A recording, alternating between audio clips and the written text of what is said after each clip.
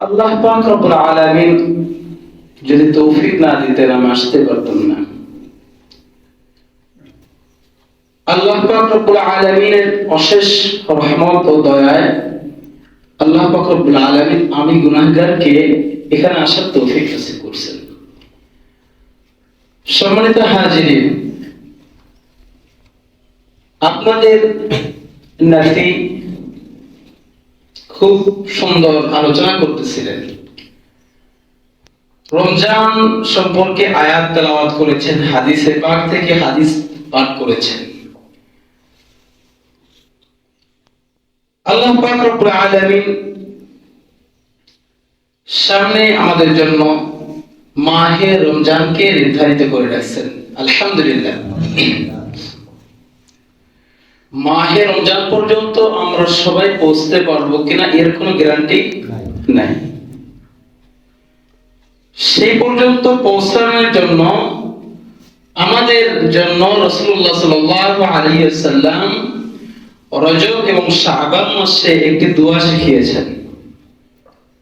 রজব এবং শাবান মাসে রাসূলুল্লাহ সাল্লাল্লাহু আলাইহি ওয়াসাল্লাম উক্ত দোয়াটি বলেছেন। দোয়াটি হলো আল্লাহুম্মা বারিক লানা ফি রজব ওয়া শাবান ওয়া বাল্লিগনা রমাদান।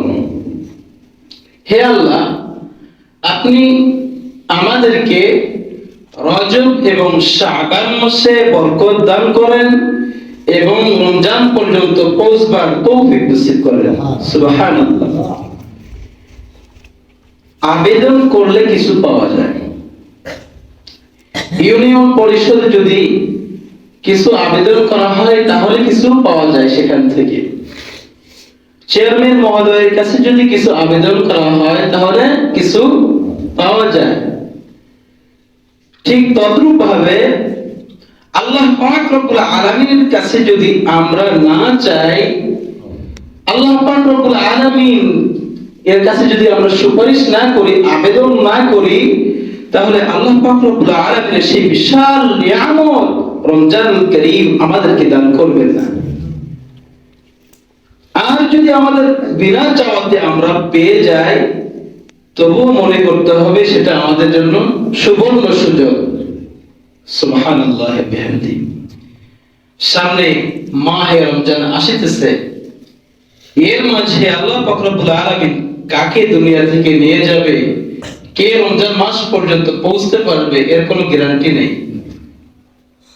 আমরা সবই বরাত পেয়েছিলাম, সৌভাগ্যপূর্ণ একটা রজনী রাত, যে রাত্রে আল্লাহ পাক রব্বুল আলামিন বান্দার গুনাহকে ক্ষমা করার জন্য প্রথম আসমানে নেমে এসেছিলেন। সুবহানাল্লাহ।